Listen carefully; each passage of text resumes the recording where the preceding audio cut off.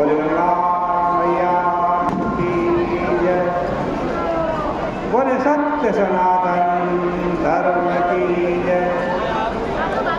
बोले श्रीमद् भागवत महापुराण की जय।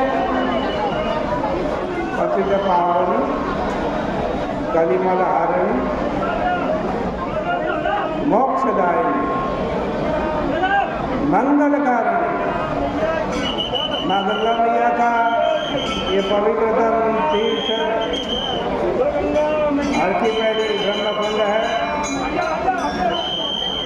निरंतर श्रीमद् भागवत जी की चर्चा आप लोग श्रवण कर रहे हैं। श्रीमद् भागवत जी के दशम स्कंद के 70वें अध्याय पर हम पहुँचे हैं। सुखदेव जी महाराज कहते हैं कि परीक्षित, जब प्रातः काल होगा तब भगवान श्री कृष्ण की श्रीमतियाँ अपने दोनों हाथों से उनका गला पकड़ लेती और कहती कि ये मुर्गे कितने बुरे हैं जो सोते समय ही बांग देने लगते हैं। कोटान को ये तो पश्चिम।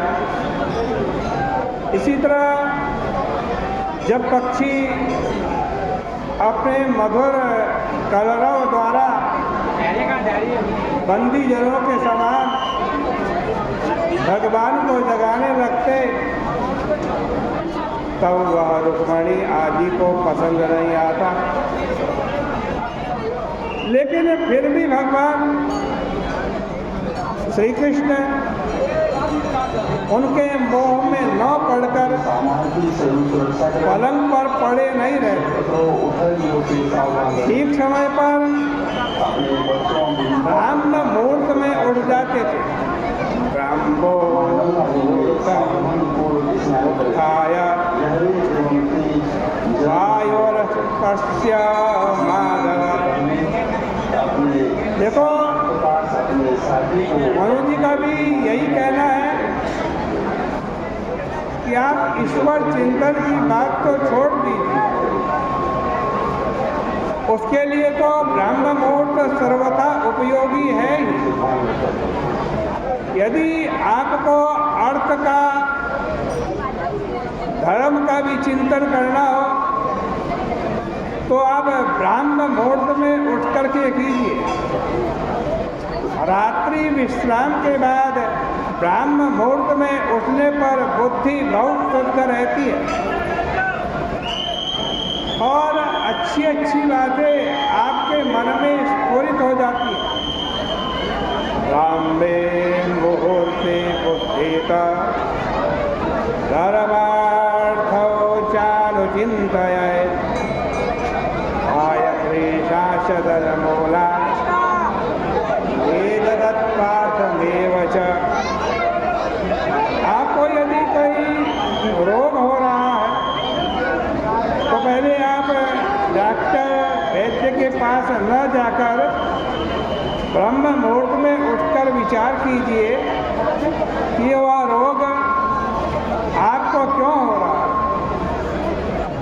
आप में ऐसी, आपके द्वारा ऐसी क्या गलती हो गई है जिससे ये रोग आपके शरीर में आ गया है। आपको उत्तर मिल जाएगा। हर हालत में सूर्योदय के समय सोना नहीं चाहिए। ब्राह्म मुहूर्त में उठ जाना चाहिए। तो भगवान श्री कृष्ण भी ब्राह्म मुहूर्त में उठ जाते, उठकर हाथ पाँव धो लेते और फिर प्रसन्न इंद्रिय से परमात्मा का ध्यान करते। एकम द्वयम ज्योतिरनन्यमप्ययम् स्वसंस्थया नित्य निरस्त कलमशम् ब्रह्माख्यमस्योद्भवनाश हेतुभिः स्वभक्तिभिर्लक्षित भावनिवृत्तिम् परमात्मा का ध्यान क्या है? परब्रह्म परमात्मा एक है, जिसमें सृष्टि का अन्वय और व्यतिरेक है। एति इति एका इन गतौ धातु से एक शब्द बनता है जो अन्वय और व्यतिरेक के द्वारा सब में परिपूर्ण है, जिसके बिना कुछ नहीं है, परंतु सबके बिना जो रहता है वो एक है।